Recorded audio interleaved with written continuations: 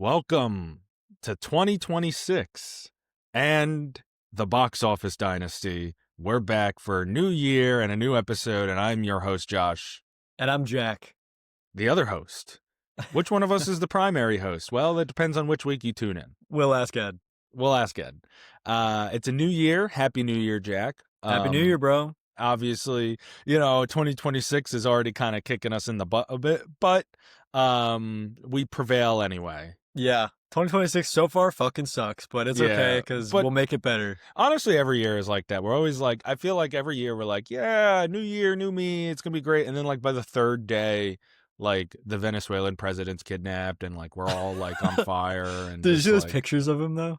Bro, he was pretty dripped out. Like he was in like a tracksuit and sunglasses. Dude, they gave him like 10 costume changes. I saw that. It was like in 10 hours he changed costumes. Yeah, like 10 like, times. all right, what is going on here? Funny. And bro is cheesing, man. Bro is cheesing. Anyway, hopefully everybody had a wonderful holiday and a safe holiday and is back to the corporate slug of work in the new year.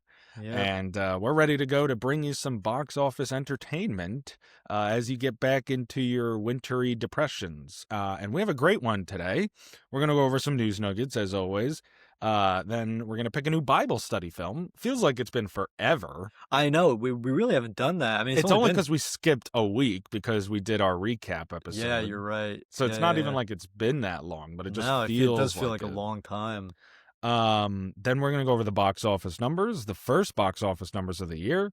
We're going to review the last season of Stranger Things, season 5. And then we're going to give our top 10 most anticipated releases of 2026. So it's going to be a lot of fun. Yeah, this will be a pretty strange episode, if I do say so myself. Things are getting pretty bizarre. I've seen Stranger Things. It's like... That's what it actually says on the shirt. On the bottom, it says it only gets stranger. That's such a bad tagline, but you know what? What else were they going to do? They had to do that. Do they ever use that tagline in the show at all? Hopper looks directly at the camera and says, I've seen Stranger Things. He's like looking into the pumpkin that's rotting, and he's like, this is a pretty strange thing I'm seeing right now. Yeah, dude. We got some news this week. Shoot it. My news, I just really wanted to talk about. We got the third Avengers Doomsday trailer came out today. It was the X-Men. So first we had the Captain America one. They're all leaked, of course, which really bothers me. But the first of Captain America one, then the Thor one came out shortly after that. And today, just this morning, the full release of the X-Men trailer. I just want to say quickly about this is that Captain America's reveal really lowered my standards for the movie. But seeing the X-Men and the Thor trailer, I'm actually more excited than I've ever been. Yeah. I mean, the only one that interested me so far is the Thor one because I was like, oh man, this is actually like I do think the Russo brothers have always handled the Thor character pretty well. It seems. 100%. So I'm pretty, especially, and maybe it's just off. Well, even Endgame, I still think was, I mean, compared to Love and Thunder. Yeah, Endgame's not the bottom tier. It's not close to the bottom tier. I do think there was an interesting concept of strength and mental health that they were going for in Endgame with him. But the X-Men one, I just don't care. I mean, how many, like, let me tell you, like, how many times are we going to say goodbye to these characters? We've had like 5 goodbye films to the X-Men characters. It's been over 5 years, like 20 to 25 years. Like, I don't know. It's losing its luster. I mean, they had to pull Ian McKellen from the retirement home. Just, you know what I mean? Know. Like, they're so old, bro. Ian McKellen and Patrick Stewart are so old. But, I mean, I'm excited. Just because, like, we're finally getting the comic accurate version of the X-Men with the original cast. But it just bothers me a little bit that we're not going to get an original MCU version of the X-Men, like the younger versions. I don't know, like we're getting the old, like you're right. Yeah. How many times are we going to say goodbye? We said goodbye in Logan. We said goodbye in X-Men Days of Future Past. We said goodbye in Deadpool 3. There's a whole montage of all the Fox properties. The best days of our lives. With dude, there's a whole montage playing at the end of that movie. And there's just like, all right, we're doing it again.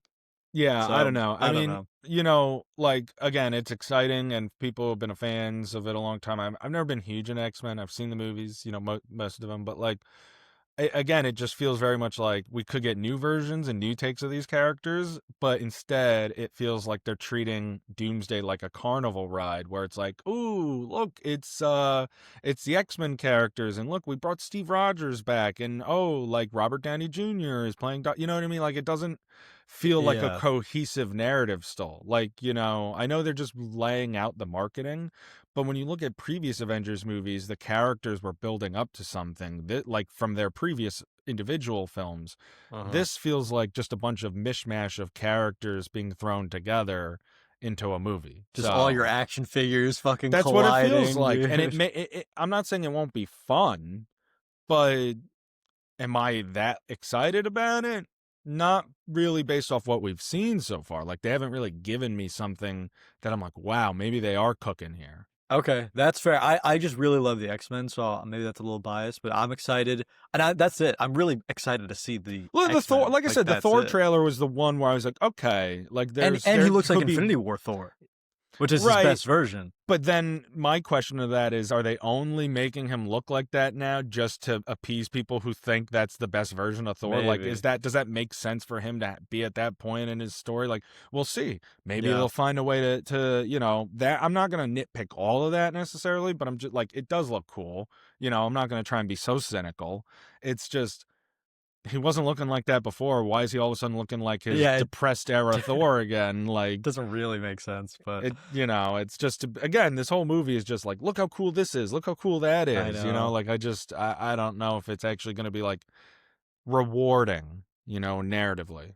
Yeah. Well, the Doomsday trailers are online. There's the Captain America one, the Thor one, and now the X-Men one. So go check them out for And there's the yourselves. leak for the next one because they The all get leak leaked Yeah, I know before. they all get leaked. That's so annoying. But because like imagine seeing it come, like the X-Men one. If I didn't know that was coming, that would have been so I cool to know it would see. be cooler. I would say maybe my reaction would be a little less cynical if like, I don't even like, because they're going for the wow moment of like Yeah, the characters returning, but Cyclops rips off his visor, the right, lasers but go off. it's not a wow moment when I know the trailer is coming from a cam rip like a week and a half ago. Yeah, I know. So, But you you know, guys go check it out for yourselves. I'm excited. You're a little less, but that's kind of what we expect. we'll see it. Hey, Yeah, you I never would know. love to You be never know. proven wrong. Yeah, man. I'll be if it's a great film, I'll be the first in line to say I was wrong. I will. I know. I know you will. All right. So that's all you have for your news nuggets? That's it, man. Why don't we move on to the Bible study? So Jack and we have our film Bibles right here. It is the New York Times book of movies, the essential 1,000 films to see. And we, as everyone knows, you comment numbers online, the corresponding number to the film in the book that you choose. We choose randomly, we watch it, and then we review it. This week, we're going to pick a new film. It's going to be our 12th Bible study film that we do in this segment. Pretty exciting. Yeah, it's pretty cool. So we have all these numbers in a wheel, and I'm gonna spin it right now. You ready, Josh? Oh, I'm too ready. I'm actually really ready.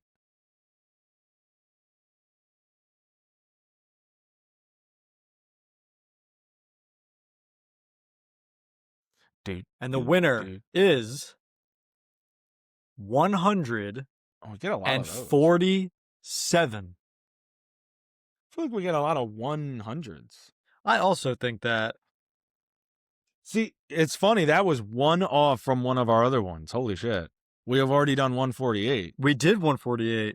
148 was Bob, Carol, Ted, Alice, and Horst. Are you ready for? You ready? Yes. 147. So the winner of this week's Bible study is going to be Boat People, 1983 film. This is interesting. So this I've never heard is of a this. Japanese film directed by it's a Hong Kong film, actually, excuse me, by Anne Hui. It's about a Japanese photojournalist who revisits Vietnam after the liberation to document the nation and begins following and documenting the young children from a poor Vietnamese family. Oh my. Okay. So it sounds really interesting, So it's actually. not a documentary. It's about a documentary, right? Like Yeah, it's it's about a not a fake documentary. it's a fake documentary, so to speak. It's basically about someone revisiting Vietnam after the war to document the nation. Or what is it, like Tropic Thunder? Like It, they're filming in Vietnam and then shit goes crazy. dude, you know what's fucked up is Tropic Thunder probably did take from this movie a little bit. Like when you Honestly, I think mean, it seems about like it it. could be. So Boat People is going to be reviewed on this show in 2 episodes. Yeah, I'm excited. I'm looking at it. It's got great reviews. You say it every time, and then you're like, "This sucks." No, but well, let me see how long this movie is It's first. 109 minutes. Easy, dude, easy. And it's 1983, 82, whatever it says. Letterboxd says 82, but the book says 83. I don't know what that's about. The book might be when the review was written Oh, maybe. because these have like you'll see, for example, 259, for Yeah. example, just because I have it up. A film called David Holtzman's Diary from 1968, but the review says 1973. So Oh, okay. So yeah, it's definitely the review then. yeah, so Boat Um, People. No, that but should be exciting. yeah, dude, maybe I'll watch it before the day of. Probably not. Probably not. You'll be watching it like we'll start the episode, be like, "Welcome to the Box Office Dynasty," and you'll be like, "And done." You'll hear it's like on my TV just starting as we're Yeah, recording. I'm you're like, I hope like, it ends before the review. they're like, "Jack, what do you think?" You're like, "Wait, wait, wait." All right. Well, thank you to everyone who commented. Please keep on commenting. We're gonna get to it eventually, I'm Yes. sure. I get really excited when people comment Bible study number I do because too. I'm just like, dude, they want us to keep doing this. And we have a lot to I think we have like 20 more numbers to get through right now, or at Which least. is nice because I'm always afraid that people are gonna stop commenting, Yeah. and then we're just gonna like it's like We'll digging just into get your through it. savings. You know what I mean? Yeah, yeah. Like We have we the can backups, but like we we want have more new we ones. have the savings. We have it all put away. We prefer to just use the checking account, but Yeah. sometimes when you have to dig in, you have to dig in. All right. So that is your Bible study. Things are moving pretty swiftly this episode. Yeah, man. Why don't we hold on? I might have to sneeze. No? Okay. Why don't we Just sneeze uh ASMR right into your mic, dude. I bet Cartoon everybody sneeze. would love it. We're gonna go over our box office numbers for the weekend of January 2nd through the 4th, 2026. The first box office numbers of the new year. How exciting! Yes, sir. Yes, sir. Actually, not really, because January is probably the worst month or one of the worst months for film releases, but Damn. for new releases. But we still have a lot of great films that carried over from December. In fifth place, in its second weekend of release, making a little over $10 million, is the film Anaconda, starring Paul Rudd and Jack Black. In fourth place, in its third weekend of release, making $12.5 million more dollars, is Timothée Chalamet's Marty Supreme. So this has been a pretty big box office success for this film as well. In third place, speaking of box office successes, in its third weekend of release, making $15 million more dollars domestically, is The Housemaid, starring Amanda Seyfried and Sydney Sweeney. And let me tell you for a second about this film. Yeah. It is where are we at with The Housemaid now? Let me get my I didn't write all this down. I kind of just left it in my screenshots. Did you see The Housemaid? No. Did you? No, Here it but is. I heard it's crazy freaky.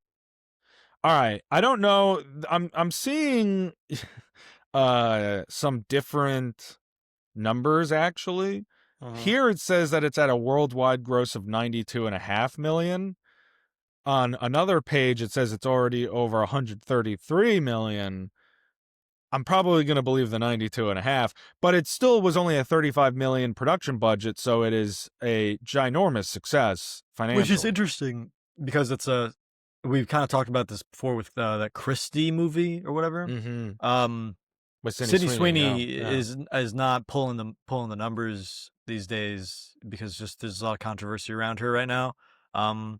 But maybe this will be her turnaround. I don't know. It's a even if it's not the 133, I don't really know where they got that page got that from. But off a 35 million production budget to probably at least hit 100 million when all is said and done for this film will be remarkable. Truly. Yeah. So you're not unexpected. in second place, in its sixth weekend of release, holding That's wild. strong after 6 weeks. $19 million, Zootopia 2. Of course. So this has also been a massive, massive success. It is now the highest grossing Disney animation film of all time.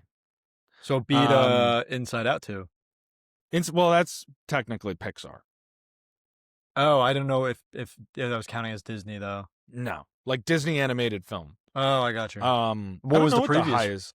What was the previous one? Zootopia or Frozen? That's a good question. It was Frozen 2. Oh, okay. It was Frozen 2. So it's now at $1.5 billion. Damn, Zootopia dude. 2. So it has serious, serious staying. What was its percentage drop from last weekend? 2.5%? Holy Nuts. shit. Nuts. Yeah, that has some serious staying power. So Damn, dude. After 6 weeks, is that that might be the longest top 3 box office week that we've talked about on this thing. Like that maybe we've six had. weeks to be in the top 3. I mean, we've in our fill in the box game, we've had a couple that were like that, but of the current Yes, box of like office, 2024. I mean 2025. I don't think so. I can't think of anything that lasted that long in the That's top crazy. 3. Crazy work. Minecraft was in the top 5 for a while. Yeah, we cannot get rid of Um, Minecraft. but top 3, that's impressive. And then in first place in its third weekend of release, making another $41.4 million is Avatar, Fire, and Ash, another Mhm. box office success. And we can officially say we have another Billy Watch that has hit. Avatar Fire and Ash has crossed $1 billion worldwide. James Cameron does it again. Some stats around it for you. The film reached $1 billion in about 15 days. It's the fastest movie of 2025 to hit $1 billion by far, honestly. Domestic totals are tracking around 300 million or more dollars. So all of its drops have been pretty modest. It dropped 34.3% from last weekend. I mean, obviously in comparison to Zootopia too, but that's still really, that's a modest. That's I not mean, a big drop. it's still number 1. The international markets are what push it over the line. Franchises like this, especially China. It had a $400 million budget, and it is the fourth film of 2025 to hit $1 billion. And James Cameron, by the way, becomes the first director in history to have 4 straight films hit $1 billion at the box office. 4 straight films. What was his? Was The it 3 Titanic? Avatars and Titanic. Titanic was.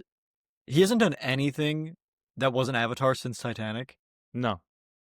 I mean, I guess it takes a lot of time and work, but that's still crazy to think about. Well, that's why when we talked a little bit about it, I was like, oh man, I would just love to see like his Ghost of Hiroshima movie that he's been, Yeah, that sounds talking awesome. about and things like that, because he has other projects he wants to work on, but he's obviously been so invested in Avatar because that's And he's that's his child. That's old his as hell, baby. man.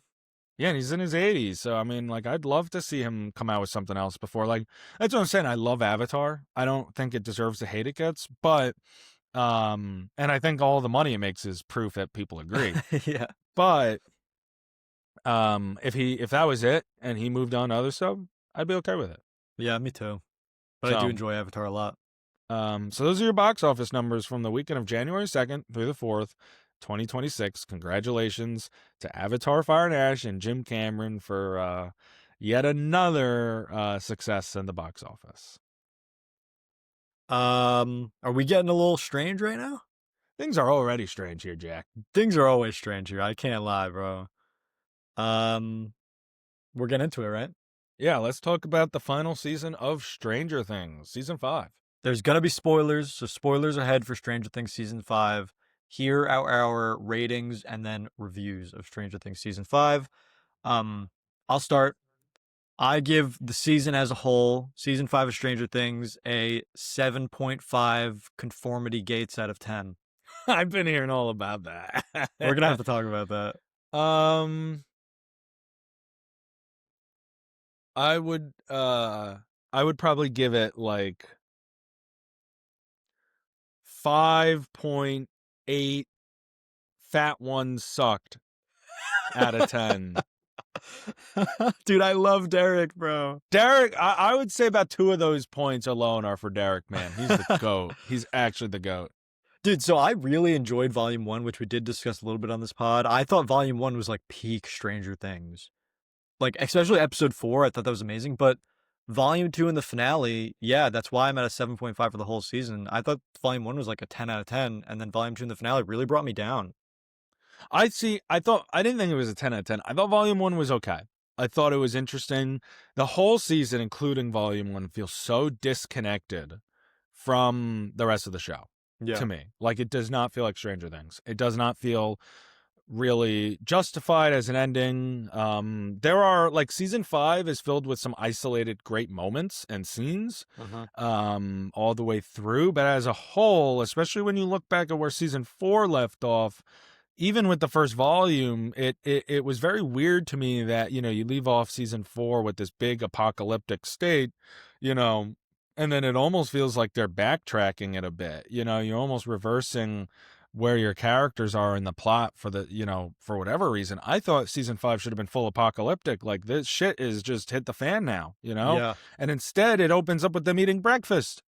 I And know, having the a good time time. jump. The time jump was kind of killer. Killed the momentum. It just felt very awkward and clunky. The whole season feels like patchwork. It doesn't feel like a justified, conclusive ending to me. There are a million plot holes that are revealed in this season. But I don't like, just we could talk about that in a little bit, but like I one thing that I didn't love about this season is that the focus on Holly. I think she's a very interesting character, but I don't love that the final season is used to basically focus on a new character. She's as new as it gets, pretty much. I mean, like she had 2 minutes of screen time in the entire show before now, and I think it took away a lot of the original characters that we love, because I feel like they don't get much to do, especially after Volume 1. After Volume 2, nothing fucking happens in those 3 episodes. Yeah, I mean, those 3 episodes are pretty much just like Lottie dying, setting up the finale. I know, and I feel like it's all Holly, which is fine. I like the character, and I think the actress is really good, but like, I don't love that it takes away from other characters. I agree. I liked what they did with her in the first volume. I said, okay, and we talked a bit about it. I was like, this background character, not background, but this kind of like, side character, all of a sudden, like, even the characters in the show are like, what does she have to do with it? Yeah, like what the fuck? I thought that was an interesting concept, but, that's a storyline you could maybe give to, like, Mike, and, like, what was Mike doing this season? Like, especially when you look at season 4, Vecna is in Nancy's mind, and he's threatening, like, to get in everyone else's heads, and he threatens Mike, and then, like, it'd be cool, especially because you can see a journey come full circle between Mike and Max, as they're trying to escape Camazotz. Obviously, Mike is much older than Holly, but it just felt like to me that would have been a much more interesting storyline than Holly, and it would have utilized one of your characters. You're right. I mean, for example, and obviously, we've been talking spoilers. We're talking spoilers. Joyce in the finale gets the final kill, which I think in a lot of ways is justified, being that she is where a lot of this all started, right? But on the same side, or on the same coin of that, like, she doesn't do anything all season. The only thing she does is chop off Vecna's head when he's just laying there. That's what I'm saying. She doesn't do anything. And this used to be, that's Winona Ryder. I mean, it's Winona Ryder. What are we doing here? So, I don't know. I don't know, man. Yeah, Joyce gets sidelined. Honestly, Hopper doesn't do much this season either. Most characters don't. And I think that is the reason why most characters don't feel like they have anything to do, is because, and I'm not the first person to say this, but there's too many of them. There's a lot that they're juggling, and at the same time, they're pulling away focus on the Vecna stuff, on, all the lore, on Holly. And I think one of my biggest gripes is they just overcomplicated the lore more than it ever needed to be. I mean, if you way back in season 1, the whole thing, not the wormhole, the other dimension, the bringing of the worlds together, and then you got the stuff with the history with Henry Creel in the cave. They're trying to connect it to the play that came out, that the first Shadow. Yeah. Which like 95% of Stranger Things fans haven't seen. you know, and then they talk about how Joyce, or they reference how Joyce and Hopper That made no knew sense. Henry in high school. Again, it connects to the play, but it's just so much unnecessary lore. You're just doing it for no reason. This used to be a show about a missing kid in a small town and a monster on the loose. And I'm not saying that the show is never going to get bigger and evolve from that. But then you have it ending with this big sloppish CGI fight where she's facing like this kaiju monster in Breaking Bad Mexico. I And know. and I'm just like, this is not Stranger Things, man. This is just not it. Dude, they forgot their own lore. I mean, the whole thing with the finale, first of all, like just tiny detail of the finale, but it still matters, is that they're like, the Mind Flayer likes it cold. And then they go to where the Mind Flayer lives and it's a fucking desert. And there's like the Yeah. sun beating down on them. They And say they're there's all no like, water in the Upside Down. And there's then a it whole just happens to be a tub. whole tub of water for fucking 11 to go in. There's a million essentially. plot holes this season. They talk about how Dr. Brenner, I mean, even in season 1, right? Dr. Brenner never goes into the Upside Down. They send one guy in while they're trying to figure it out, and then he dies, right? Like, we know that. Like, they send people attached to cables into the Upside Down. No, it turns out they built this entire exotic matter sphere to build walls around because they said the lab did that. When did the lab have time to do that in the Upside Down when none of them ever even went in there? Which, by the way, speaking of which, the Upside Down doesn't even look the same anymore. Like, no, it's not the same. Like, first of all, yeah, it doesn't look the same. It feels different. I get that the characters are like less scared now, but the Upside Down is just less scary. but it's also like what you said. Half of them have never even been in the Upside Down until this season. So, Mr. like, Clark went before Lucas. Mr. Clark was just like, yeah, I guess we're doing this. I was like, know. what the I really fuck? did love him though. I mean, I love him, but I was just like that one shot when they're about to go in is kind of the perfect, like, almost, recap of what is wrong with the show. You have like 15 characters just standing around, half of whom have never interacted with each other before. And that's only like half the cast. I know. I think it's so funny. And that's why Will's coming out scene was really funny, because I was like, Murray's here, Mr. Clark is here, Steve has never had a conversation with Will in his life, and he's here. But Will's like, everyone needs to hear this. And it's I like, guess Steve at what? this point has been like hanging around so much with Jonathan that he would just kind of be there. But you're right. Like, I think it's so funny when like they're all Callie like, was there. Callie's like, I who think the it's fuck so is this funny guy? because they're like, you'll never lose me or me or me, and I'm just like, what if Murray was like, fuck it, or me, and just like, I know they're all in. quiet besides like the main people. It should have really just been like Mike, the party, Joyce, and Jonathan. I think maybe Robin, but like, Yeah, it should have been all these extra people. Yeah, it just, I don't know. The whole season felt like the character, like, I don't know. And they spent 12 hours doing that scene, like 12 They did hours to film that scene. I didn't know that. That's absurd. Also, what did it even really have to do with the? Well, okay, so like, it was supposed to be that he, like, he's no longer afraid because he's accepting who he really is. Yeah, like you can't have secrets because it'll be like used against you or something. But like, he just, I don't know, Vecna's not gonna be like, you're gay. Like, I'm gonna tell everyone you're gay.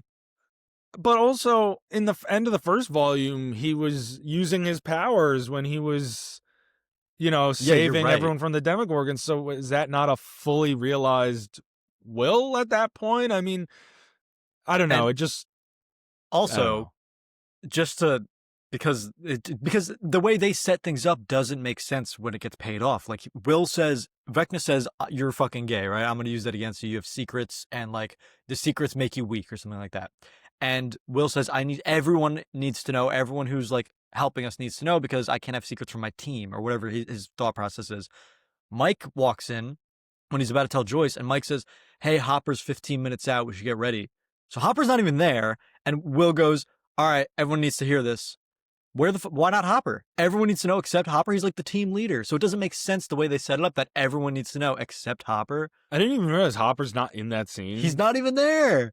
Dude, But that's Mr. the Clark problem needs with to hear Stranger it. Things. That's the problem with Stranger Things. It doesn't make sense. They have these like, they just said they were going to spend so much time with the OG groups, and then I see like Callie and Murray and 11, and I'm like, yeah, that's the OG group right there. Yeah, dude, like, that's the OG.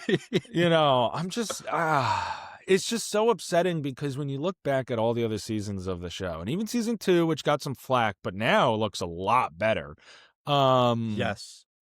you know, it just doesn't feel like the same show. I know I've been saying it, but it just doesn't. And it's so disappointing because, and you've seen Game of Thrones, I haven't, but that's the big comparison people are making, that this, maybe to a lesser extent, but that The, this got somewhat of a Game of Thrones treatment. it Yeah, well, the way they do it is Game of Thronesy. So like the Game of Thrones ending is super rushed, even though it took so long to actually get there. And I feel the same way about Stranger Things. Stranger Things ending is nowhere near as bad as the Game of Thrones ending. That ending is still the worst ending by far. Mm-hmm. But yeah, this ending did feel like they took 10 years to get here, but everything happened in the final episode. Nothing happens in episodes 5 through 7, and then episode 8 is an hour into the thing, the bad guy's defeated, and the last hour is the epilogue. And it's such a waste. Like that whole movie, that whole episode could have been fighting Vecna, and then the last 20 minutes could have been the epilogue, or have a ninth episode like some seasons do, or have a little bit more time in each episode. For some reason, season 4 had like multiple 2-hour episodes, even like a 3-hour episode, but season 5 was like scared to do that. Yeah, I don't I think they needed more understand. time. I mean, I they wonder if defeat Vecna they. in like 8 minutes, and then the Mind Flayer dies in 8 minutes. Well, I thought the whole battle of Vecna should have been like him flying through their like memories, like all of them, you know what I mean? And like fighting 11 through all of like the party's memories and everything. Like, that would have been Yeah. nuts. Yes, That would have dude. been so cool. And why was the Mind Flayer the big meaty monster instead of the smoke monster from season 2? Why the smoke monster's not touchable? The smoke monster can't be defeated. Why did And where the fuck was that? you know what's funny about that too is obviously it's established that the Mind Flayer can like take the bodies of the Demogorgons and stuff to Yes. kind of build a physical form. So when the Duffer Brothers were asked where the fuck were all the Demogorgons in the final battle, all the Yeah. Demogorgons, the Demodogs, the Demobats, just nothing in their Nothing's homeworld. there. um Instead of at the very least using your own lore, I still wouldn't have liked it, but at least you can use your own lore and say, oh, the Mind Flayer used all them to build that Right. form. No, they were just like, Vecna wasn't expecting a surprise attack on his home turf. That's Did you see so that? No, but that's so That's what they stupid, said. I dude. was They like, don't have an answer for anything. I was like, that's actually the dumbest fucking thing I think I've ever heard. The Demogorgon is like the iconic, villain of the show in terms of like the main original villain.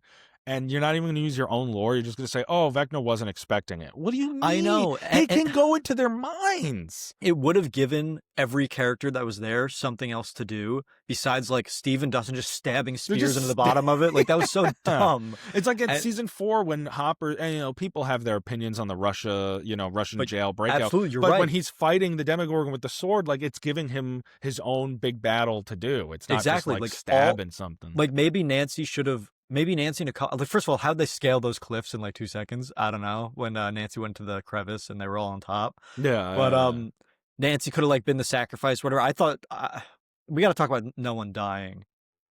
yeah. Well, I mean, Unless maybe 11 died. which we'll save her for later. Well, let's talk about Yeah. some of the others. First is Steve. They love to tease Steve. It's not that I was like Steve needed to die. It's not that a particular character themselves needed to die. No, just have some stakes though. This is the final thing. I do not believe anyone that's like, oh, like, the moment when Steve is hanging off the radio tower and then it Yeah. cuts to black Mhm. and people are like, not me, man. I knew the cut to black was such a giveaway. The cut to black ruined it. I'm like, bro, they're teasing it again. And then Jonathan saves him. I'm like, come on, man. I knew someone like, was going to save him. You don't cut to black if you're going to kill somebody like that. You I don't just ruin the didn't momentum once of the believe scene. that they were in danger. Even when he's hanging off that cliff and Dustin's yelling, like, I just don't believe it. And after 5 seasons, I don't believe it because they've never pulled the trigger unless it's a character that they introduced that season. Well, which is kind of Callie. Like they kind of reintroduce her and then kill her off. Right. And then, which is, what was even the point in bringing her back? Just so they could do like the mind shit with like. Right. It just, and that's another thing. When we talk about 11, I was going to save her for after Nancy and Jonathan, but I'll get to her first, 11. I think one of the best scenes in the finale is Hopper's speech It is so Oh, it moving. is good. It is, well, also the one before when Vecna's in his mind. I I don't know think if that's what that's my favorite scene in the finale. that's probably the best scene in the finale. But also after that, when he's given like the whole thing, when he's giving the speech Yeah. and he's like, "You deserve to have a chance to give your child a life that," like, when you think of his story, his character arc, that was such a moving scene. And then for them to just be like, "Nah, we're just gonna do it anyway." You know what I mean? I know. It's so And then I annoying. know that, and then they pull the rug out again because then they're like, "Oh, well, maybe she did live." And I know that people are like, "Oh, that's just Mike's theory," but like, Well, when you're gonna show it, when you visually show it, that's kind of you're kind of giving that to your audience of like, yeah, it's a theory, but one, his theories are always right, and two, we're giving you the visual, so. that's the thing. I mean, that maybe that makes you question it more. But okay, I want to talk about Hopper's fake 11 death. Because I thought that was a great scene when Vecna showed up behind Hopper and Hopper killed 11. I was like, holy! I genuinely was like, he shot her. I didn't I think was, that either. I was like, I no way. It was no, too I thought early. she did. Nah, see, I didn't. I thought she did. I thought she'd be fine. But I was like, he shot her and ruined the plan. But why didn't he shoot her? Were the bullets imaginary? Like I know Vecna wasn't really there, but why didn't Vecna just fake appear there and have Hopper shoot her? Like he pulled the trigger, did he not? Oh, he totally could have. But like, I why mean, didn't like what a fucking dumb plan? Vecna's like, would. I'm It gonna would. make him imaginary pull the trigger.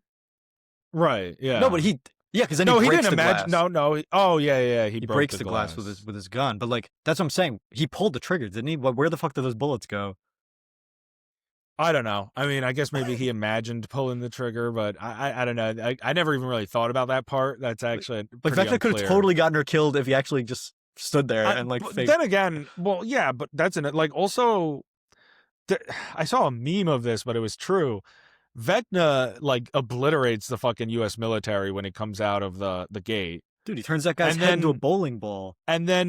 meanwhile Derek is you know saving like, or Holly's like being pulled by Derek, and Vecna can't like beat this little chubby kid. You know what I I know. mean? Like I guess like the But dream world is a little different maybe. But like even in the real world, like I mean, should it be? He transforms into his powers in the dream. yeah, I don't In really know. He has the memory world. powers. Like, I don't understand how that works. It's not clear. Yeah, why is he reaching his hand to grab them instead of just force pulling them towards him? Right. And even if he's reaching his hand, I mean, is he not much stronger than fucking Derek? I know Like, when Derek's foot gets loose, I was like, what the fuck? Or Holly's foot gets loose. yeah, I'm Um, just like, that, it doesn't make sense to me. Vecna is nerfed so hard in season 5. In season 4, we see him enter the minds of children and literally pop their eyeballs out of their heads and break all their bones Bro, remember the from scene the with upside Christy? down. Yes, dude. She literally gets all her bones broken. The same thing that Will does to the Demogorgons and stuff in season 5. Why? First of all, he needed 4 people to open the gates. Why the fuck did he need 4 people to open the gates? Makes up 4 deaths. Why do you need 12 kids for They were the the ritual? Duffer Brothers were asked about that. Someone said, "Why didn't they need 12 kids?" They said maybe is it because 12 hands on a clock? For some reason, Vecna is related to Right. clocks, There was a lot of clocks. and in they the go, season. "No, we just liked the number 12." They're actually so bad at writing, dude. Holy shit. But again, so Vecna's so nerfed. Why can't he just go into one of their all the main party members' mind? Why can't he go to Mike's mind and just snap his fucking head off? Like, you know what I mean? He does it multiple times in season 4, and he Well, doesn't do shit in season 5. I would say with some of the party members, he underestimates or doesn't think he needs to. But you're right, with 11, and especially in season 5, maybe in season 4 he's not going to do that because again, in season he doesn't 4 even know who they are really. he doesn't really know who they are. But he tries to do it to Nancy. He tries to do it to Nancy and Max. But he kind of uses Nancy more as like a messenger, Yeah. like as a warning. But That's what he does. We can see that he doesn't want. He doesn't enter her hurt. mind. He enters her mind, but he doesn't try to hurt her. No, he doesn't. He scares her. But yeah, that's another thing. How the fuck is Max like okay and graduating? First of all, Yeah, how'd she graduate? how'd she graduate? She was in a coma for a year and a half. She was in a coma for like basically almost 2 years. That's insane. How is she not like blind? How is she walking? Like, how is she just? Her legs were literally like snapped in half like that. Her eyes were like, I don't know. I know. You know what? Also, there's so many questions. Let's just roll through some questions real quick that are not answered. Is Derek and Holly, are they going to have superpowers like Will because they were also kidnapped by Vecna and had the shit in their mouths? And There's another big one is why did Will survive? Honestly, yeah, why did Will if he's connected to the hive mind, Yeah. and they show him in the finale feeling pain when they hurt Vecna and the Mind Flayer. How the fuck is he still alive when they kill him?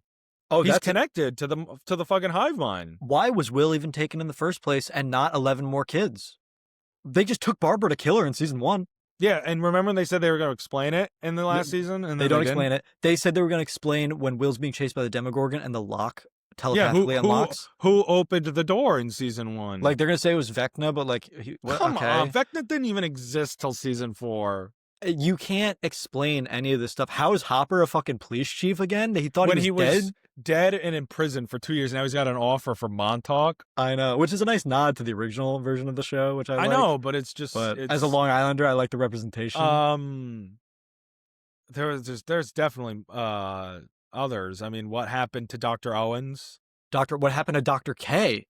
What How did happened they to- get out of the military thing? They literally killed Nancy. Nancy so many kills like so soldiers. many fucking soldiers and just And- lets them go. Dude, What they used happened to kill people for just knowing about 11. They used to blow their fucking heads off for just knowing about her. Oh, you saw her? Boom, you're dead. What happened to the pregnant women in the lab?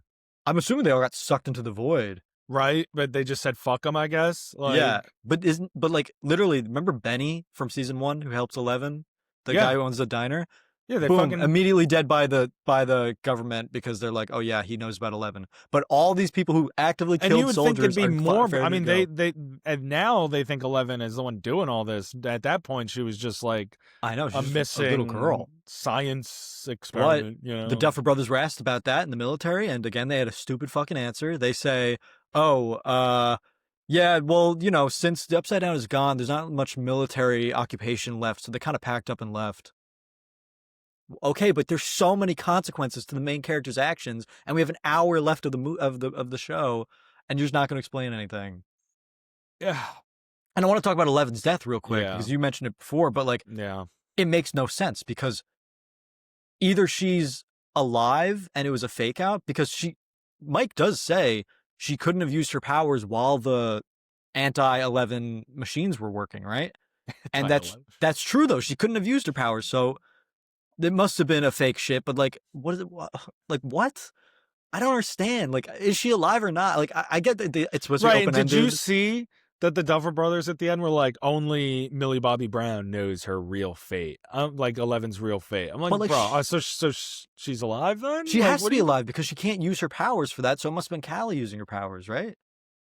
I get the whole, but we see Callie die, which is so stupid because we literally see her die. Like, Yeah, her that eyes is so closed. dumb, she bro. dies. Like, we see her eyes closed, bleed out, body there, dead, and then they try to insinuate that she's just hanging out there with a bullet in her abdomen for like an hour, just like waiting. To Yeah, it literally is like an hour later. How's she even supposed to know when to do it? Yeah, that's true. Because 11 Like- couldn't have telepathically told her because she can't use her abilities. Right. Though it fucking dumb show, man. Yeah, this is a disappointing finale. But I want to talk It about. is. Can we talk about Conformity Gate real quick? Yeah, we can talk about it. Okay, You so brought it this up. is the idea that everyone thinks the finale is so bad that they're like, there's got to be a secret episode coming out on January 7th. And people, like multiple people, like many, many people online, at least on TikTok, call it Conformity Gate because they think that the finale, the epilogue, the hour-long epilogue, graduation, all that stuff, is Vecna. He actually won, and he's in their heads playing like a fake, like kind of like what Holly sees, like the perfect world. That's what Vecna's playing in their head. And there's all these tiny little clues, like you see a board game in the background of the epilogue that's called Mr. What's It, or just called What's It. And Karen Wheeler doesn't have her scars when she tells the boys to come up from Dungeons and Dragons. Like she doesn't have It's even them. before the finale, the dial and the radio station. Yeah, the things, the different colors. The circle thing is like different colors. That's stupid. I think if the finale's so bad that everyone's like, there's got to be a secret ninth episode. That's how you know it's bad. Yeah, Like, I agree. People literally are in Well, denial you, about I mean, how you bad it was. seemed to like not mind the finale itself. I mean, I saw on Letterboxd you gave it like a 7. The finale itself, I didn't hate. It has all these questions that I'm like, this is dumb, this is dumb, this is dumb. But at the end of the day, they're all like nitpick questions. Do I really give a shit how Hopper got his job back? Not really. But it is a stupid. It makes me not like the Duffer Brothers. But I mean, at the end of the day, it's a stupid question. But I don't think so, because I think if it was just one or two, maybe. But I think there's all these little things that add up to being like Okay, so you just care so much about these characters that you wanted all of them to end up in an idealized place for the most part, except for like I guess 11. But Yeah. um, you know what I mean? Like you care so much about the characters having nice endings, like or something that I it just I don't, it just feels like they were too careful about it. Like then they were like, oh well, we're not going to kill anyone off just for shock value, but you also can do it for narrative purpose or stakes too. It doesn't. I know. Like, I I did just thought the finale was enjoy. so disappointing. I know you liked it a lot less than me. I didn't love it, but I did think it was like a 6.57 out of 10. I just enjoyed the build up to the final battle. I liked Steve's plan. First of all, one thing is that they love to drive a plan into the ground. What happens in the show is that someone will have a plan and they'll say, I got it. And they'll have a visual thing where they'll be like, okay, this goes here and this goes here. This is us. And we Yeah. move here. Lucas does it with the popcorn. Erica does it when she sees the picture of Mr. Clark. Steve does it with the tower. He puts a thing, then he puts a slinky over it, and he says, okay, this is the upside down.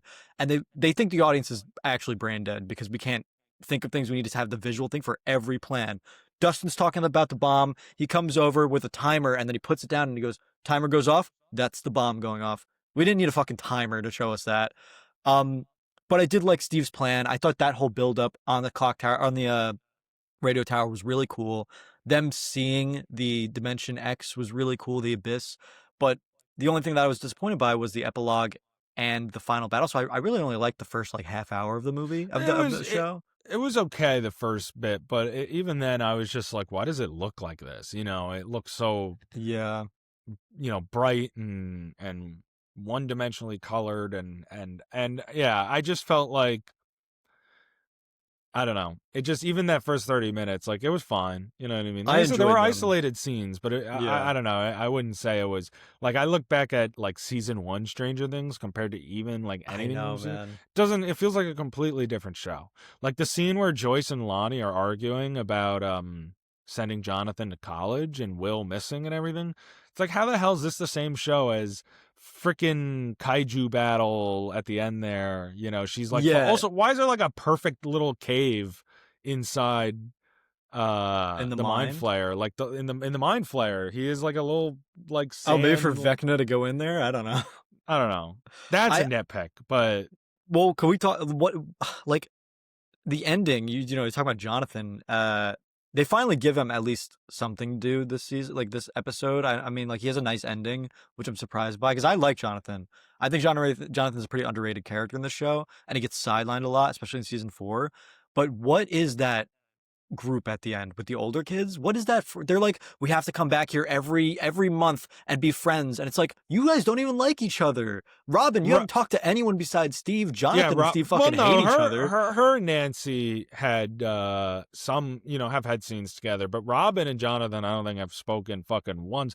The only They've never like spoken. shot that I had ever seen of the two of them together was when they were standing next to each other in the final battle I in that know. And then one shot.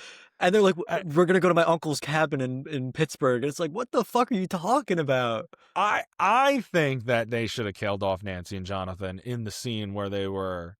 It would have been tragic, but it would have been very like Romeo Juliet esque, and it would have been really beautiful when they're like obviously They're about to drown. they're about to like drown in the goop and they're admitting all the truths to each other. I think it would have been so impactful to Romeo and Juliet it, and then they would have found them and be like, holy shit, you know what I mean? I Like I it think just they should have done I don't know, something there. I agree they just should have done something. something there. That's an idea. I mean, you know what I mean? But what I thought would have been good, is because there was the hole, they fell through the hole at the top and there was the table. I really thought they were going to like Hawkeye, Black Widow, argue over who's going to be able to lift the other person out and sacrifice themselves. And I thought we'd see like Jonathan lift Nancy out and she'd watch him and he just drowns like down there just staring at her. Um, Also, I guess you can't swim in that stuff because if the liquid rises, you just float with it and then get to I the thought top. about that. I thought about that, but I don't think you I can. guess It it's too probably. thick. It looks like fucking cement or something. Yeah, I think you would But just I thought like. one of them was gonna die for sure, and then they don't. And I think that's just poor narrative choice. Yeah, I agree. I mean, again, it's just pulling the rug out from underneath at the last second. Um, and especially with all the teasing they did, about how brutal this season was going to be, it just felt very safe. I think that season 5 of Stranger Things was very safe and kind of boring. And yeah, definitely a disappointment. I mean, the first 4 seasons are great. I It's know, a and this is cultural phenomenon. this is easily the worst season, and I give Yeah. it a I give it a 7.5. But I think season 2 is like an 8 out of 10, as much as it was my least favorite season. That's how good, and it's probably when I say 7.5, honestly, it's probably less. Now we're talking about it, maybe it's 6.5 to a 7. But like, I don't know. I mean, there's just so much wrong with this season. It's just, how do you have this huge buildup and then Vecna is killed in 5 minutes by throwing a rock at the Mind Flayer and then lighting it on Especially fire? in season four's finale, they like shot him point blank, I know, but and he could get threw stabbed. Molotovs, and that didn't, it hurt him, but he was fine. But then he gets stabbed and all, and that's it. He's done. He Like, gets stabbed, and yeah, he gets shot a million times. There's like rocket launchers thrown at him and grenades, and uh, like even Will like breaks his leg off and it just regrows. yeah, So like, yeah, what? He can't just literally. regrow his stomach that was shot or that was stabbed. Like, I don't know. They really rushed through his ending. It's and the mind to bring the Mind Flayer back after 3 seasons of not seeing him, and then he dies in like 5 minutes is so dumb. Especially because, like you said earlier, the Mind Flayer could have just had his like particle form. Yeah, he should have You been know, teased throughout the whole thing, but they don't talk about him till season 5 again. Like, Yeah, and then it's obviously at the end again, they're trying to give all this unnecessary lore about Vecna growing up and this and that. It almost feels contradictory at times to me. I know, he Um, where's his scar on his hand? Like, he has where's the shot scar in on the his hand hand. when he's in the lab? You know what I Yeah, there's mean? nothing So, to indicate that. um, but the thing with the rock and everything, and it's like I don't know where that came from. And he's like, "Fine," like the Mind Flayer's like, "Find me." Like, what the fuck is Yeah, that, it's like man? some Like, space. I thought it could have been like an asteroid or something, but like they don't but explain it. you can't introduce that in the series finale. You I just know, that can't. should have been And introduced in maybe the season 4 finale. if that's what the route, yeah, I agree. If you're gonna go down that route, you can't do that at the very end of the episode because it doesn't make any sense at this point. Like, it's like, all right, what does this have to do with anything? A lot of the Um, setup that we get for Vecna in the season 5 finale should have been introduced in season 4 and then teased throughout season 5, especially his relationship to the Mind Flayer. Like, yeah, they don't even talk about the fucking Mind Flayer in season 4 because it's all Vecna, but like the Mind Flayer could have been doing shit too. I agree. And I mean, Jamie Campbell Bower's great in it. He is yeah, he definitely shined. Shine. Uh, but I didn't appreciate that they were then like trying to give him a redemption arc for like no reason at the end there. They just like, by the way, you could be good, and he was like, I nah. know. Well, I kind of like that he was like, no.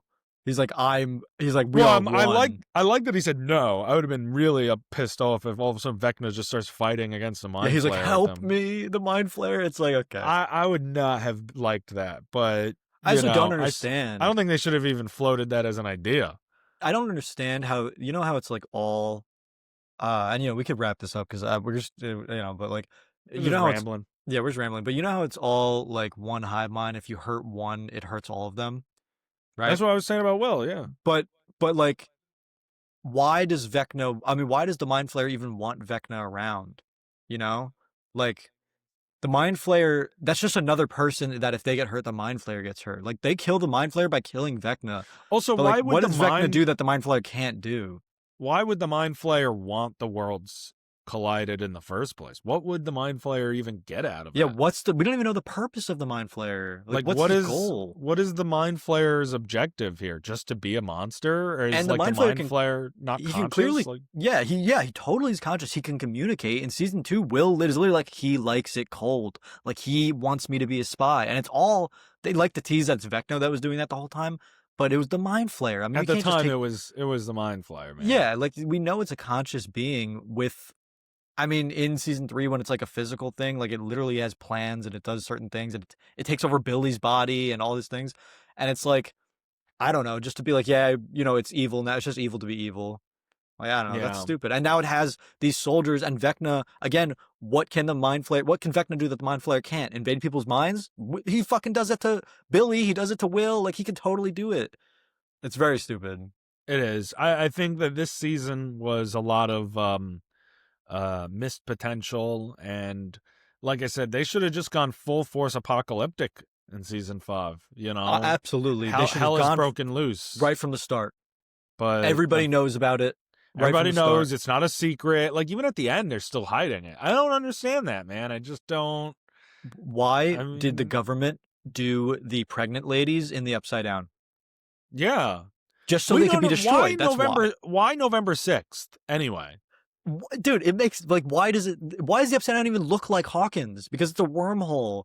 Why does it look like Hawkins stuck in that time? That makes no sense. Why is it stuck in the Why in season 1 can Will see the lights that Joyce puts up when that's Even though after they November weren't, yeah, 6th? I agree. Yeah. This show It makes doesn't no it sense. doesn't make any sense. And that's what I'm saying, that they didn't have to overcomplicate the lore. They could have let mystery still exist, I know. and made it more of a character narrative focus or something. But instead, I mean, they MCU-ified it in a way, They in a total they sense. this is Shang-Chi, bro. I Cool, mean, like build up, okay, like one-on-one fight scenes, very cool, and then the end scene is just a giant dragon, and this one's just a giant monster. it's a big CGI fight at the end. CGI battle, dude. It's just not.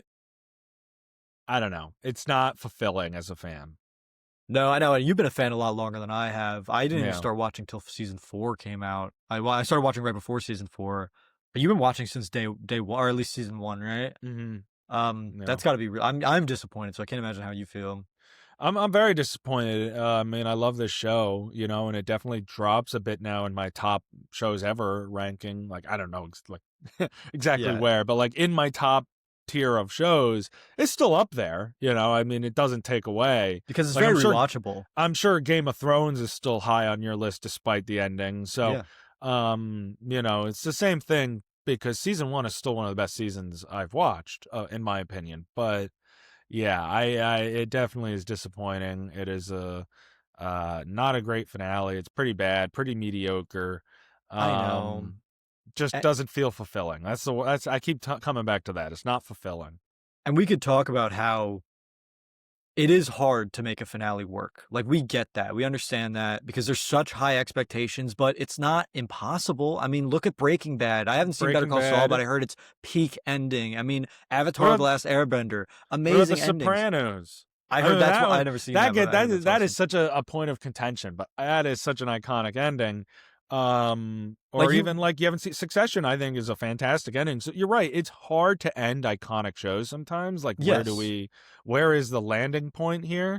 But we've seen it done. It, We've it can seen it done. easily be done. I mean, not easily, but like you can do it if you put in the work and you actually just. I mean, first of all, rewatch your show before you start working on the final season. How do you not know any of this shit? Like, you're the Duffer Brothers. You don't know what happened to any of these things. Or you don't know why You things. established the lore, not You us. created it. Why do you not know how to explain it? Like, it's so dumb.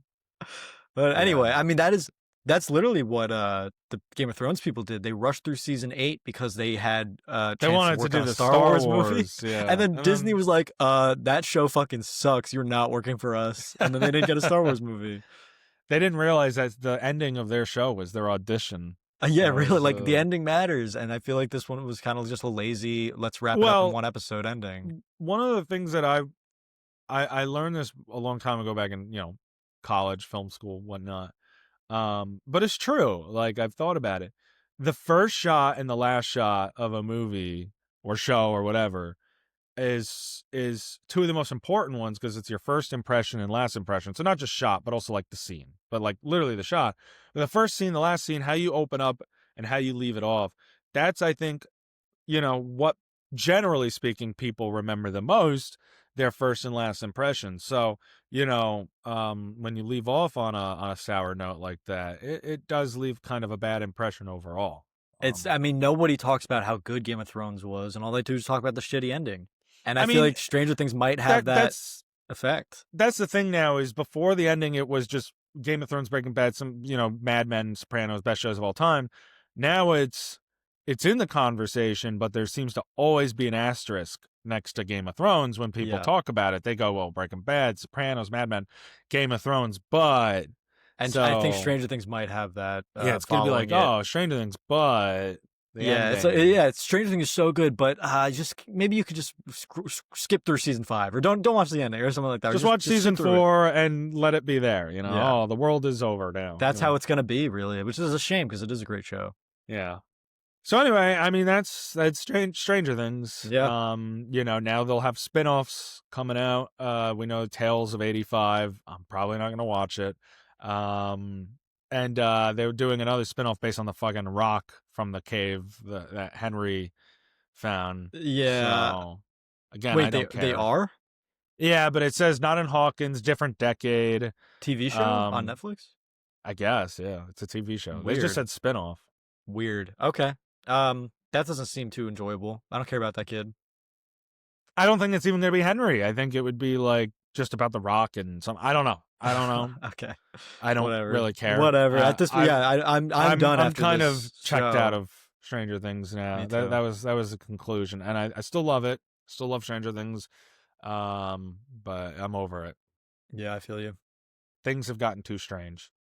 Far too strange for me. Mm. So that's it. You have any last thoughts? No, I mean yeah, maybe we talked a lot about the negatives. I think volume 1 again is really amazing. So, I mean that episode 4 volume 1 for season 5 was so good. I think it's one of the best episodes of the show. But yeah, the rest was just really lackluster, really lazy done, and really disappointing. So Yeah. that's my thoughts of the whole season. All right. Well, that is Stranger Things season 5, putting 2025 in the rear view mirror. And now we're going to look ahead to 2026. And Jack and we're going to give our top 10 most anticipated releases of the year. This is going to be fun. 2025 is a great year for film.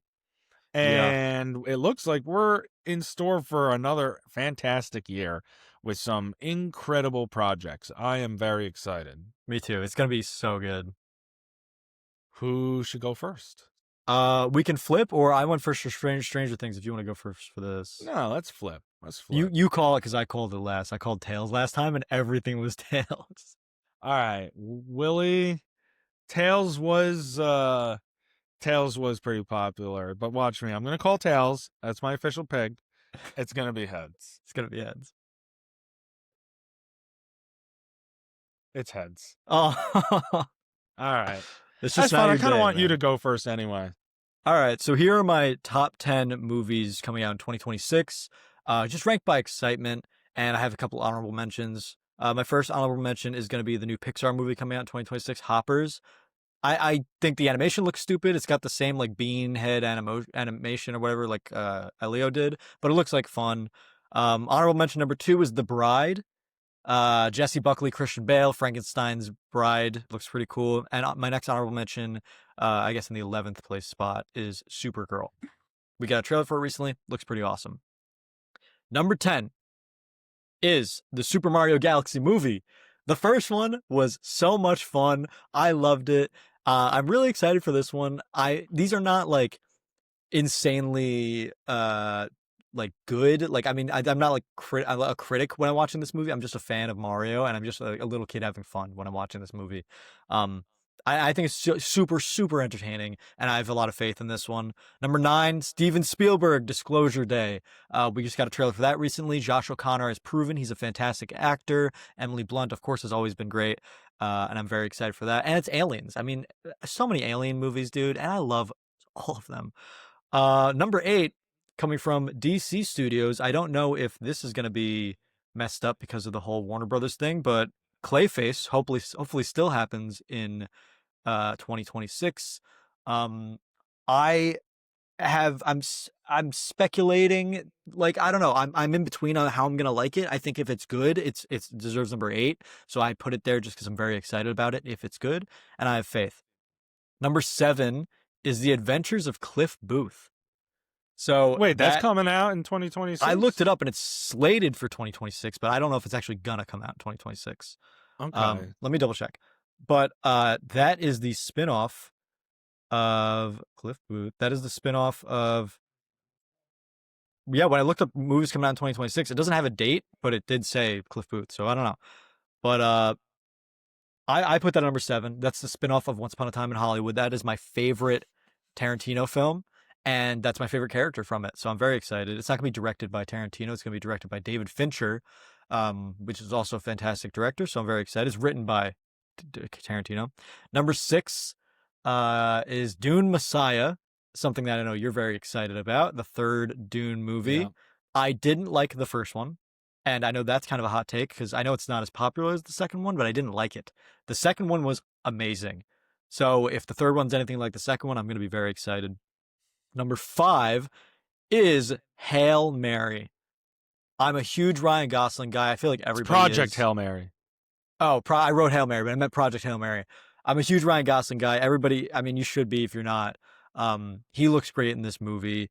I know you read the book. I didn't read the book, but just the idea of what this movie is, again, space, aliens, looks awesome. Looks super entertaining. Looks very emotional and raw, and I'm very excited about it. Number 4 had to be on my list. Avengers Doomsday. It honestly wouldn't be this high without that X-Men trailer. But we talked about it earlier. But yeah, I'm excited for Doomsday. I'm excited to see the X-Men. I'm especially excited to see Nightcrawler. That's my boy. Number 3, The Legend of Aang, The Last Airbender. It is going to be the new animated Legend, Avatar The Last Airbender movie starring Aang and the gang when they're older. And apparently it's about some artifact that Aang needs to get that he thinks can save the airbenders. Because at this point, I don't even know if he has kids at this point, but there's no airbenders. It's just him. And if it goes in the wrong hands, it's going to be deadly to him and everything they built up after stopping the 100 Years' War. So Legend of Aang, it's going to be a straight to streaming movie. We kind of talked about this at one point. I think we texted about it, but it's going to That's come out on kind of what Paramount. killed my hype for it a bit too. I know it's going to come out on Paramount, but I just love this world that they built. I think it's one of the greatest fantasy worlds ever. And I thought Korra was great. A lot of people don't love Korra, but I thought No, Korra was great. I love that show. You like Korra? Yeah, it's a great show. Dude, Korra was great. Yeah, and dude, to see them every time they showed up, like Zuko, and obviously Aang's dead by that time. Spoilers, but that's just how the world works. You can't have Korra without Aang being dead. They've already established that. But If you watch Avatar, you know that. Yeah. yeah, Zuko's there and Toph and Katara, and you get flashbacks of Aang and Sokka, and it's really cool. So I'm excited to see them all basically in their prime. Hopefully, how sick would that be? Number 2, to nobody's surprise, Spider-Man Brand New Day. I could talk about this for hours. I'm just going to say something for 30 seconds. This looks awesome. Spider-Man, the Punisher, the Hulk, Sadie Sink as the villain, probably like Silver Sable or a Black Cat, or I don't know what she's going to be, but we'll find out. I'm assuming Daredevil might show up. If the Punisher's there, maybe Daredevil. Spider-Man on his own, no Avengers. I mean, on his own is up to debate because the Hulk and Punisher are there, but I'm assuming he's going to be mostly on his own. That's what I want out of Spider-Man. I want him to be the guy in the big city alone, risking it all to save people. He's already sacrificed so much, and he's going to have to sacrifice more. I love Spider-Man, and I'm excited for Brand New Day. And number 1, nobody's surprised by this either. We talked about this movie forever. We talked about it nonstop. Christopher Nolan's The Odyssey is going to be my favorite movie of 2026, and it might be the best movie of 2026. That's my prediction. My hopes are so high for it, and my expectations are really high, which might, hopefully, maybe that's not a good thing, but it's Christopher Nolan, and he never disappoints. So, I don't know. The Odyssey is my number 1. For anyone out there, by the way, that wants to know how crazy of Jack's expectations are, it takes so much for the Spider-Man movie to not be your most anticipated movie of next year. I know, dude. That there is actually a movie you're more excited for next year or this year, yeah, than Spider-Man Brand New Day. It was hard, but it's the Odyssey. Like, I love Greek mythology. If Christopher Nolan can, if the way I see it, which is like, especially trying to get into your perspective about it. Yeah. If Spider-Man Brand New Day hits, it's another great Spider-Man movie.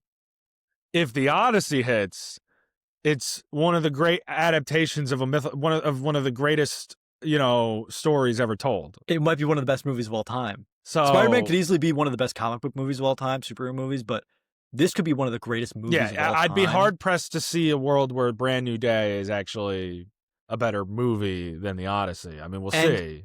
I grew up with Percy Jackson. I talked to you about this once before, but like, that's where my love for Greek mythology started. And the Odyssey, I read the Odyssey back in like high school, or I think I read the Iliad and the Odyssey, and it's a great story, and it's so entertaining. And to see it brought to life through Christopher Nolan's eyes with this fantastic cast and this grand scale, you can't ask for much more than that. Yeah, I agree. I'm excited. Well, I mean, that's my top 10 of 2026. All right. Well, why don't we give it's an exciting list. There's some good films coming out. Why don't I give my top 10 most anticipated releases for 2026. I'll start with some honorable mentions. I'm just going to run through them, no particular order or anything like that. Spider-Man Brand New Day, Flowerville Crazy. Street, Coyote vs. Acme, The Social Reckoning, The Dog Stars, which is a new Sam Raimi film, or no, Ridley Scott film, Madden, and I Love Boosters. So those are my honorable mentions. No particular Okay. order. I'm excited for all of them.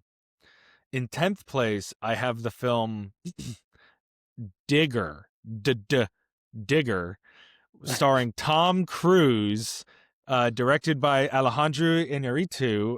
This looks like I watched the teaser trailer for it. That just came out, right? The teaser trailer, yeah, yeah, Yeah. yeah. I'm so excited to see Tom Cruise. Like, obviously, I love Mission Impossible and Top Gun, but those are like, I mean, Ethan Hunt and like that's Tom. It's still kind of Tom Cruise. Like this looks like Tom Cruise really stepping into another role. And I'm not saying that he's not doing a good work as Ethan Hunt, or as Mav, or anything like that. I'm just saying that like this looks like he's going to be transforming actually, like physically into a new character.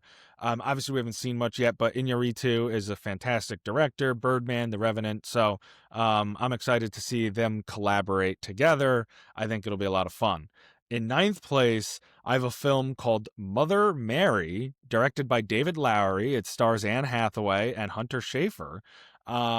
This is a film. It says long buried wounds rise to the surface when iconic pop star Mother Mary reunites with her estranged best friend and former costume designer on the eve of her comeback performance. I watched the trailer. It looks so awesome. And David Lowery directed The Green Knight and A Ghost Story, which are two films that I think are 10 out of 10 films. So, Wow. I didn't realize he was directing this. It's going to be a big year for Anne Hathaway. She has a bunch of stuff coming out. I'm very excited for it. In eighth place, we have Michael, the biopic about Michael Jackson coming out, directed by Anton Fuqua, starring Jafar Jackson, his nephew. It looks fantastic. I mean, musical biopics, they're kind of one and the same, but this looks like it's just so well produced. And I'm really excited because it's Michael Jackson's nephew in the role. I Yeah. hope that they don't end up splitting it into two movies like they originally were going to. I was not a fan of that. If it's one Michael movie, I think it could be a great, great film and certainly an Oscar contender in the next cycle. In seventh place, I have Clayface. This, like you said, if assuming we're getting it this year, is going to be really exciting. Kind of like a B movie, horror B movie, kind of 1920s take, almost where it's, obviously body horror. That's going to be really exciting. Written by Mike Flanagan, one of my favorites. You love him, dude.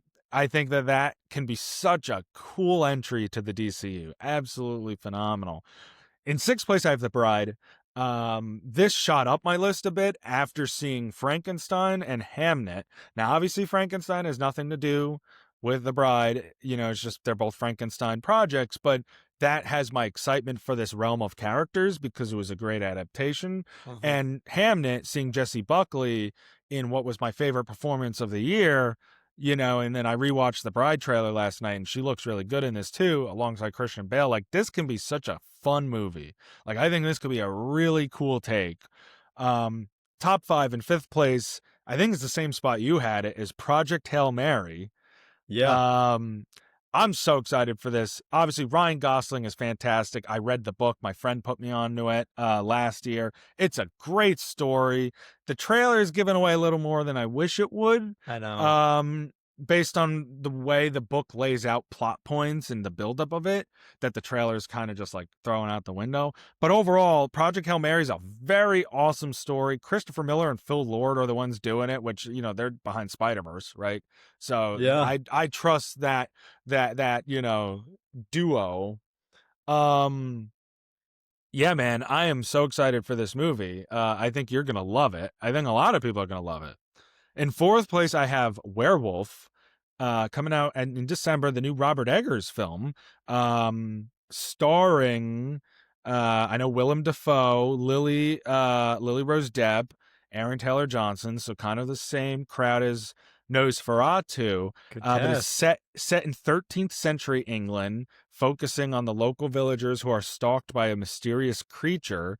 And the script is like folklore, so the language and everything is supposed to be realistic to the time That's period. cool. I think it's going to. Did you see Nosferatu or I never any did, of? no. Um, he is. I mean, it's definitely a more niche taste. It's very gothic. His films, but they're awesome. They're beautiful. They're terrifying.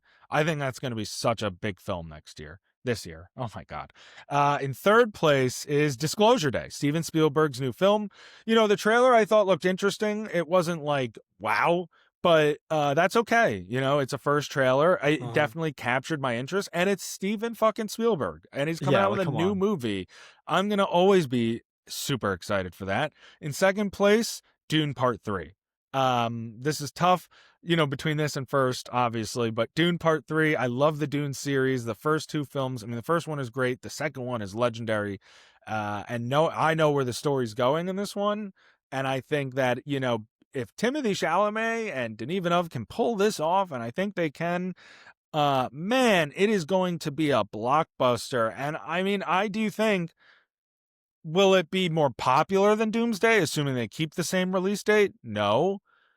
But if they pull it off, it is going to be light years better than Doomsday. Just purely based on the narrative and the performances and the set pieces that they'll play around with.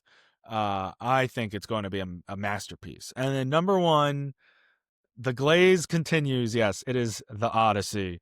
Um, you talked about it on your list. I'm talking about it now. We'll probably talk about it every episode now, you know, but 100%. this has the potential to be one of my favorite films of all time. It is Christopher Nolan taking the Oppenheimer paycheck, using a giant budget. I don't know if this is true. Maybe the biggest budget of his career. I'd have to look into that. But using it to bring the Odyssey, this epic scale, you know, to life, a story to life, taking a fantastic cast all around the world with brand new IMAX cameras. I mean, this has the potential, and the trailers have looked so cool. You know, people who complain about historical accuracy when it's a mythological film, it's kind of It's not like stupid. they're running around with iPhones, dude. It's Yeah, like, you know, oh, the armor looks exactly. different. Whatever. Right? Like, so Looks what? cool. It It looks looks awesome. awesome. I saw someone who like did an AI generation of like the Odyssey trailer with time period accurate armor, and it's like that looks fucking dorkish. Like that does not look. It's not They for a look movie. they look like the huts that the big bad wolf is gonna blow down and Oh from my the Three god. Little Pigs. Like that's what they look like. So Okay. anyway, I'm so excited for the Odyssey. This is going to be a legendary film. It's very telling of our faith in the Odyssey if it tops Spider-Man for me and tops Dune for you. I mean, you Yeah. love Dune. You love that movie, I've the second one read the specifically. books, I've seen the movies. And you love the first one too, which I don't really like, but you love Mhm. both of them. And for it to top that, obviously I love Spider-Man. For it to top that, this movie, I mean, we could talk about it forever, dude. We will talk about it forever. We're gonna be talking about it, and I think that is my most anticipated episode of the podcast is when that movie comes out. I know because it'll either live up. I like the expectations are so high now that it could live up to it or even exceed it. We're gonna spend like 2 hours talking about it, 100%.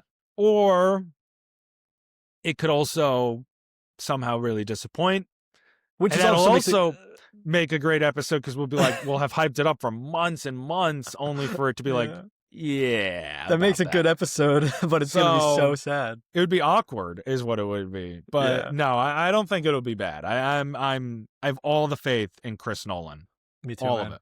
That's a good list. I like it. Yeah. All right. Well, I guess all that's left is to see and to saw. Absolutely, man. I went, or Uh, you went first for the list, so you mind if I go first for the? yeah. I went first for both things today, so you go first.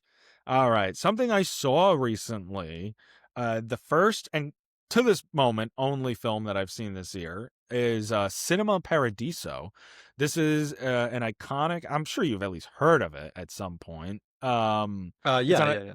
It's an iconic Italian film directed by Giuseppe Tornatore.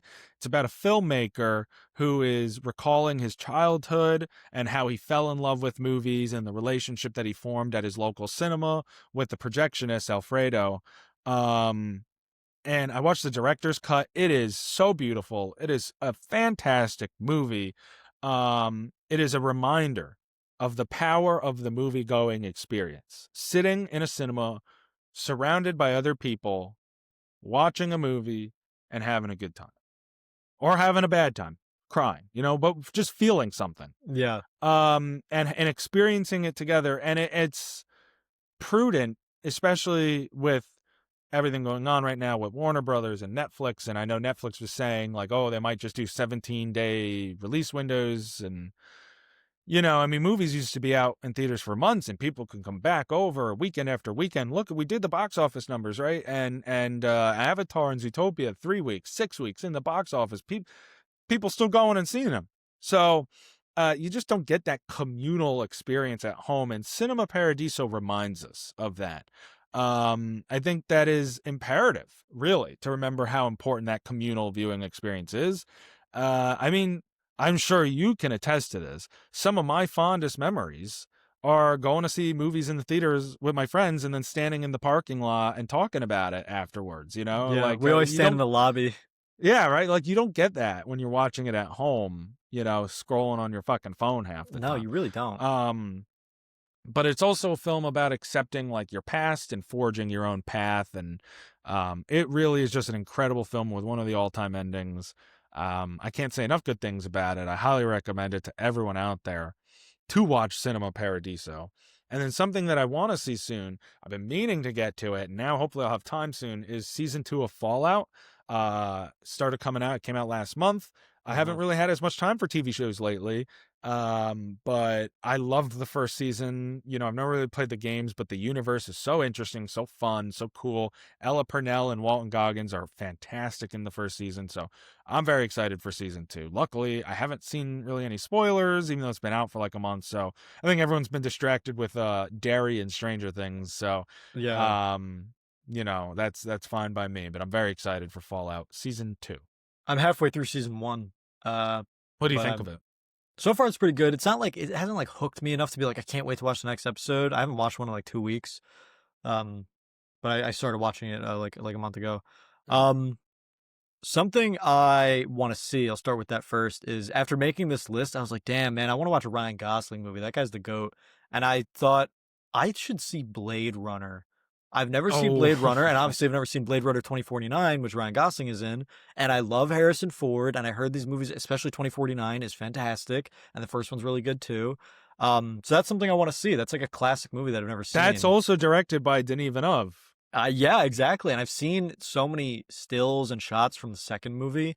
It's also been memed to death, like that when he's looking with just Ryan Gosling when he's got the hurt nose and he's staring at the thing, and it's like when your girlfriend leaves you or something like that. Yeah, I don't when know. he's like sitting and he's like, fuck, like Yeah, the there's video that version one. of Or there's it. him laying on the stairs in the snow. Like there's a lot. There's a lot. So I really want to see Blade Runner. That's And a great something movie. something I saw, I got two of them for you. Two things that you enjoy, so I wanted to put them both here.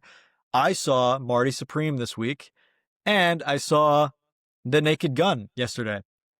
So those are two movies that came out in 2025. I continue to add movies to my 2025 list until after the Oscars. I know you stop once 2026 starts. I stop after the 2025 round of Oscars.